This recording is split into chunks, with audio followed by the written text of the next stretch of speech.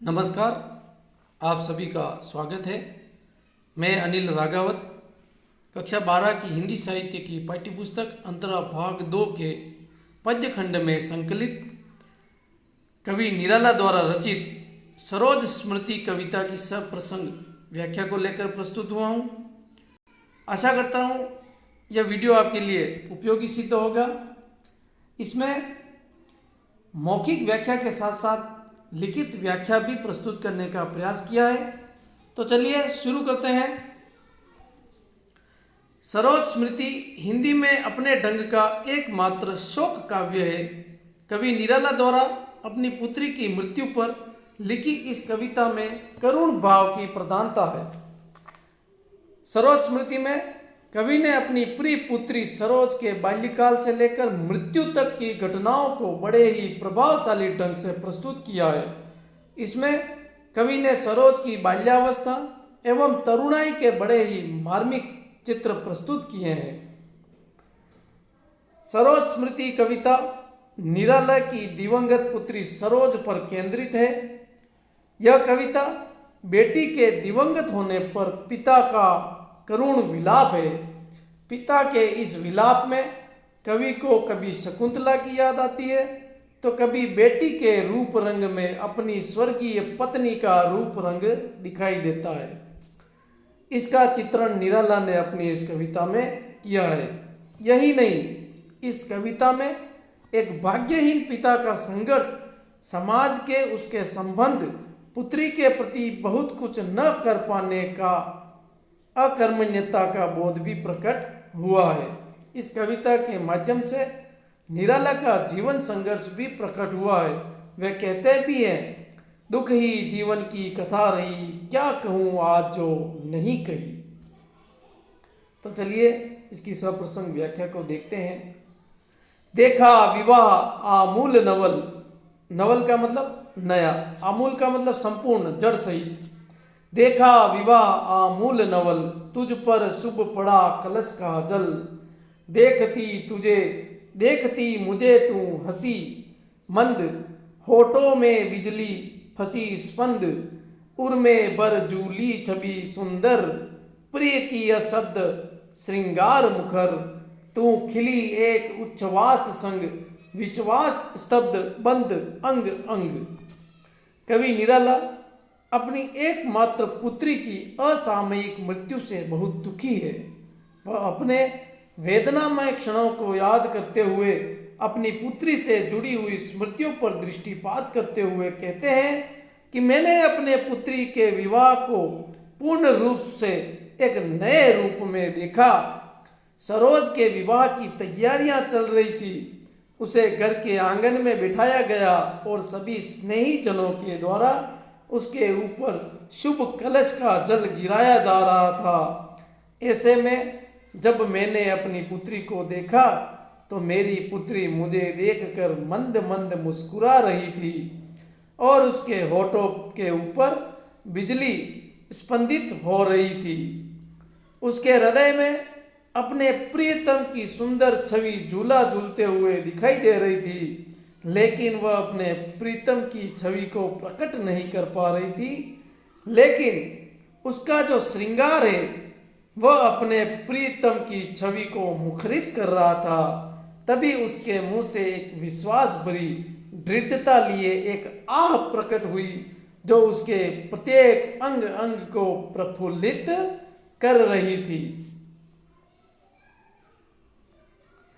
नत नयन से आलोक उतर कापा अधरों पर थर थर। देखा मैंने वह मूर्ति दीति, मेरे वसंत की प्रथम गीति। दीति का अर्थ होता है प्यास, पान। अधरों का अर्थ होता है होठ। आलोक यानी प्रकाश, नयन, नत नयन यानी झुके हुए नेत्र। कवि निराला कहते हैं कि जब मैंने अपने पुत्री को विवाह के लिए तैयार होते देखा तो उस समय की उसकी आंखें झुकी हुई थी और उन आंखों से एक रोशनी प्रकट होते हुए दिखाई दे रही थी। उसके होठ थर थर थर थर कांपते हुए दिखाई दे रहे थे। मुझे वह एक प्यासी मूर्ति की भांति दिखाई दे रही थी। अर्थात वह अपनी दिवंगत माँ को याद कर रही थी। मेरी पुत्री के उस रूप को देख करके मुझे ऐसा लग रहा था जैसे वह मेरे बसंत अर्थात मेरे सुखमय जीवन का प्रथम गीत हो। श्रृंगार रहा जो निराकार, रह कविता में उच्छ्वसित धार, गाया स्वर्गीया प्रिया संग, भरता प्राणों में राग रंग। कवि निराला कहते हैं कि जब मेरी पुत्री विवाह के लिए तैयार हो रही थी और उसने जो श्रृंगार कर रखा था, उस श्रृंगार को देख करके मुझे मेरी स्वर्गीय पत्नी की याद आ गई। जिस प्रकार कविता में रस दिखाई नहीं देता है, उसकी सिर्फ अनुभूति मात्र होती है, ठीक उसी प्रकार मुझे मेरी पुत्री के श्रृंगार में अपनी पत्नी का निराकार श्रृंगार का आभास हो रहा था। मैंने अपनी स्वर्गीय प्रीतमा अर्थात पत्नी के साथ में जो सुख दुख से भरा जीवन व्यतीत किया, उसकी स्मृति मात्र से ही मेरे प्राणों में राग रंग भर रहा है, अर्थात मैं आनंदित हो रहा हूं। रति रूप प्राप्त कर रहा वही, आकाश बदल कर बना मही, हो गया ब्याह आत्मीय स्वजन, कोई थे नहीं न आमंत्रण, था भेजा गया विवाह राग, भर रहा न घर निशि दिवस जाग, प्रिय मौन एक संगीत भरा, नवजीवन के स्वर पर उतरा। कवि निराला कहते हैं कि मेरी पुत्री जब विवाह के लिए तैयार हो रही थी तो उसके श्रृंगार को देख करके ऐसा लग रहा था मानो आकाश कामदेव की पत्नी रति के रूप को प्राप्त करके अपना रूप बदलकर धरती का रूप धारण कर लिया हो। कवि अपनी पुत्री के विवाह का वर्णन करते हुए कहते हैं कि मेरी पुत्री सरोज का विवाह हो गया। उस विवाह में कोई भी अपने लोग या रिश्तेदार नहीं थे और ना ही किसी रिश्तेदार को हमारे द्वारा शादी में आने का निमंत्रण भेजा गया था। जब निमंत्रण ही नहीं भेजा गया था तो किसी के आने का कोई सवाल ही नहीं था। ना तो घर में किसी तरह के कोई ढोल नगाड़े बज रहे थे और ना ही विवाह के गीत गाए जा रहे थे। विवाह की तैयारियों में घर के लोग दिन रात जग करके काम करते हैं, ऐसा भी दृश्य सरोज के विवाह में दिखाई नहीं दे रहा था। यानी बहुत ही साधारण तरीके से सरोज का विवाह संपन्न हुआ। केवल मात्र नव दंपति के नव जीवन रूपी स्वर से भरा हुआ एक प्रिय मौन संगीत की गूंज उस शांत वातावरण में सुनाई दे रही थी।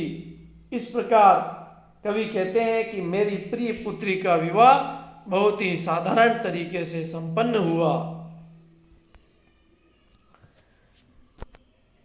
मां की कुल शिक्षा मैंने दी, पुष्प सेज तेरी स्वयं रची, सोचा मन में वह शकुंतला, पर पाठ अन्य यह अन्य कला, कुछ दिन रह गृह तू फिर सामोद, बैठी नाना नानी की स्नेह गोद। कवि निराला अपने पुत्री से जुड़ी हुई स्मृतियों को याद करते हुए कहते हैं कि मेरी पुत्री के बाल्यकाल में ही उसकी माँ का निधन हो गया था।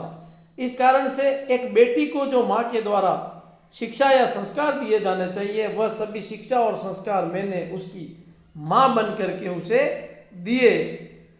यानी माँ के दायित्व का निर्वाह भी पिता के द्वारा किया गया था। पुत्री के विवाह के उपरांत उसके लिए कवि ने स्वयं ही उसके लिए पुष्प सेज को सजाया था। और कवि कहते हैं कि मैंने अपनी पुत्री के विवाह में मन में यह विचार भी किया कि मेरी जो पुत्री है वह स्वयं शकुंतला है। जिस तरह से कण्व ऋषि ने शकुंतला को अपने पति गृह के लिए विदा किया था, ठीक उसी तरह मैं भी आज अपनी पुत्री को विवाह के उपरांत उसके पति के घर के लिए विदा कर रहा हूँ। लेकिन यह उस घटना से भिन्न है, क्योंकि शकुंतला की माँ तो उसे स्वयं छोड़कर चली गई थी, लेकिन सरोज की माँ की तो अकाल मृत्यु हो गई थी। तो इस शकुंतला में और उस शकुंतला में थोड़ा सा अंतर है। कवि निराला कहते हैं कि पुत्री के विवाह के उपरांत कुछ दिन तक वह अपने पति के घर रही और उसके बाद फिर वह आनंद सहित अपने नाना नानी के घर आ गई और कुछ समय तक उसने वहीं अपने ननिहाल में परिवारजनों के स्नेह के साथ जीवन व्यतीत किया। मामा मामी का रहा प्यार, बर जलद धरा को जो अपार, वे ही सुख दुख में रहे न्यस्त, तेरे हित सदा समस्त व्यस्त। वह लता वहीं की जहाँ कली तू खिली, स्नेह से हिली पली, अंत भी उसी गोद में शरण ली, मुंदे दृग वर्ण वर महावरण।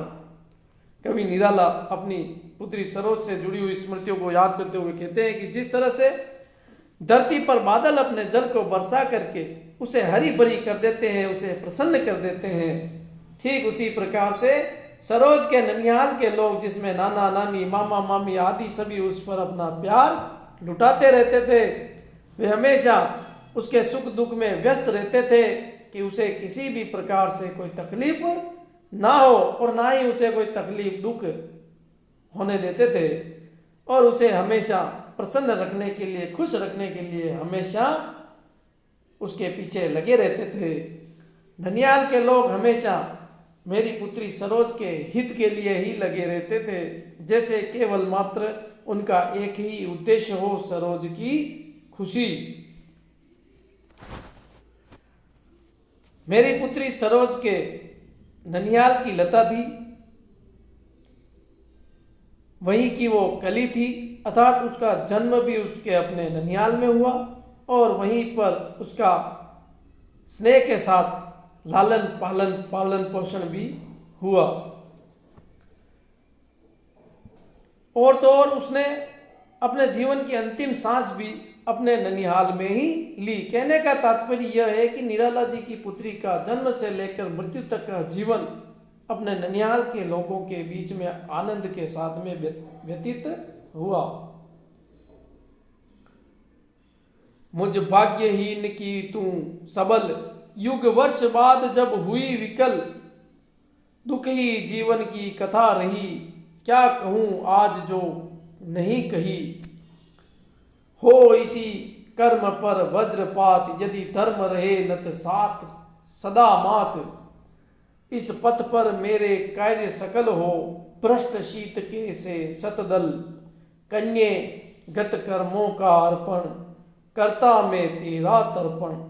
कवि निराला अपने वेदना में क्षणों और संघर्षों से भरे जीवन को याद करते हुए अपनी पुत्री को संबोधित करते हुए कहते हैं कि हे पुत्री, मैं तो जन्म से ही भाग्यहीन हूँ और इस भाग्यहीन की तुम एकमात्र सहारा थी। तेरे सहारे से ही मैं अपने जीवन संघर्षों को पराजित कर रहा था। मेरा जीवन दुख से भरा हुआ, संघर्षों से भरा हुआ था। मेरे जीवन की कहानी में सिर्फ दुख ही दुख है, इसके अलावा और कुछ भी नहीं है। और जिन दुखों को मैंने आज दिन तक किसी के सम्मुख नहीं कहा, उन्हें अब मैं क्या प्रकट करूं, क्या किसी से कहूं। कवि अपनी वेदना को प्रकट करते हुए कहते हैं कि मैं हमेशा धर्म के मार्ग पर कर्मशील बनकर चला हूं। ऐसे में यदि मुझ पर वज्रपात भी हो जाए या मेरे द्वारा किए गए समस्त कार्य ठीक उसी प्रकार से नष्ट हो जाए जिस तरह से अत्यधिक ठंड के कारण कमल नष्ट हो जाते हैं, तो भी मैं अपने जीवन संघर्षों से घबराने वाला नहीं हूँ। हर कठिन परिस्थिति का सामना करता रहूँगा। हे पुत्री, आज मैं अपने जीवन में किए गए समस्त कार्यों को तुझे अर्पित करता हूँ और इन कार्यों को तुझे अर्पित करते हुए आज मैं तेरा तर्पण करता हूँ। धन्यवाद।